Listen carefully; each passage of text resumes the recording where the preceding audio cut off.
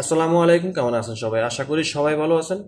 বর্তমানে যারা সৌদি আরবে নতুন আসবেন তাদের মধ্যে থেকে অসংখ্য ভাই ব্রাদার আমাকে নক করছেন, হোয়াটসঅ্যাপে জিজ্ঞাসা করেন যে ভাই বাংলাদেশে তাসির সেন্টার খোলা কিনা বা তাসির সেন্টারে ফিঙ্গারপ্রিন্ট দেওয়া যাবে কিনা। কারণ বর্তমানে বাংলাদেশের যে সিচুয়েশন, অনেকেই কিন্তু এম্বাসির সাথে যোগাযোগ করতে পারতেছে না, ফোন দিলেও কেউ ধরে না, ঠিক আছে। বা অনেকে অ্যাপার্টমেন্ট নিয়ে রেখেছেন, এখন তাসির সেন্টারে ফিঙ্গারপ্রিন্ট দেওয়ার ডেটও কিন্তু ওভার হয়ে গেছে অনেকের। এখন করণীয় কি, তারা কি দ্বিতীয়বার আবার অ্যাপার্টমেন্ট নিতে হবে কিনা বা ক্যান্সেল হয়ে গেছে কিনা, এরকম বিভিন্নভাবে তাসির সেন্টার সংক্রান্ত অনেক প্রশ্ন আসে। আমি তাসির সেন্টার সম্পর্কে আজকের এই ভিডিওতে ক্লিয়ার করে দেওয়ার চেষ্টা করব যে বর্তমানে তাসির সেন্টার খোলা আছে কিনা, বন্ধ আছে, আর যদি বন্ধ থাকেও তা কি কারণে, সেটা আমরা মোটামুটি অনেকেই অবগত আছি যে বাংলাদেশের অবস্থা খুবই খারাপ অবস্থা। এই সময়ে এই বাংলাদেশে কোনো দেশের ভিসাই প্রসেসিং করা পসিবল না। কারণ একটা ভিসা প্রসেসিং করতে আমরা জানি যে বিভিন্ন জায়গায় দৌড়াতে হয়, বিভিন্ন অফিসে যেতে হয়, ঠিক আছে। আর সবগুলো অফিস কিন্তু এক জায়গায় না, যে এই বিল্ডিং থেকে ওই বিল্ডিং বা এই রুম থেকে ওই রুম, এক একটা কাজের জন্য এক একটা জায়গায় ফাঁড়ি দিতে হয়।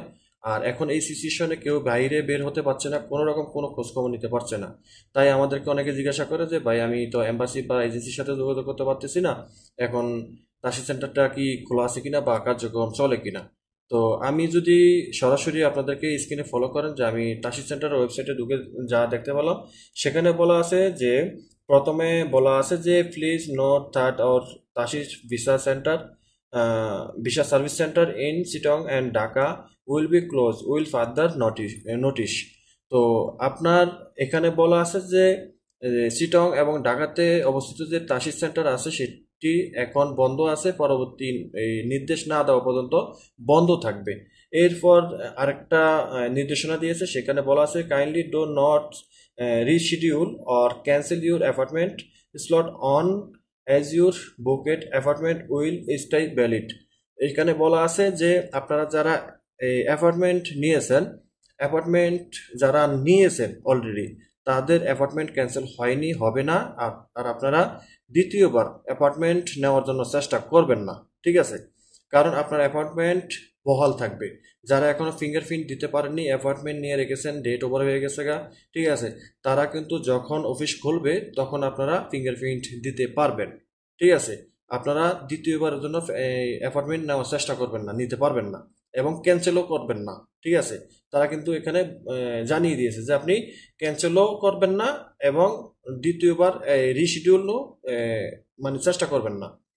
এরপরে যেটা বলছে যে for customer who have submitted previously the decision on your application is pending from embassy will further notice. We will call you once the embassy asked for your passport back for resubmission. যারা already বই জমা দিয়েছেন, passport জমা দিয়েছেন, তাদের এই ডিসিশনটা বা পেন্ডিংয়ে আছে, ঠিক আছে। এম্বাসির মাধ্যমে পেন্ডিংয়ে আছে, ঠিক আছে। পেন্ডিংয়ে আছে, যদি আপনার পাসপোর্টটি ফিরিয়ে দেওয়ার দরকার হয় বা ফিরিয়ে নেওয়ার দরকার হয়, তাহলে তারা আপনাদেরকে ফোন দিয়ে জানাবে, ঠিক আছে। যদি আপনার পাসপোর্টটি তারা ফিরিয়ে দিতে হয়, কারণ সবার তো পাসপোর্ট রাখে না, সবার পাসপোর্ট তো হয় না, যার কারণে যদি আপনার পাসপোর্টটি ফিরিয়ে দেওয়া লাগে তাহলে আপনাকে ফোন দিয়ে জানাবে। আশা করি বুঝতে পেরেছেন। যারা এই তাসির সেন্টার সম্পর্কে জানতে চেয়েছেন যে ফিঙ্গারপ্রিন্ট হয় কি না, না ফিঙ্গারপ্রিন্ট হয় না, অফিস টোটালে বন্ধ আছে, পরবর্তী নির্দেশ না দেওয়া পর্যন্ত অফিস বন্ধ থাকবে।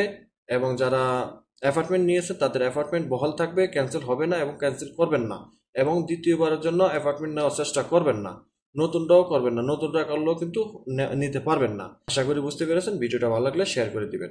ধন্যবাদ।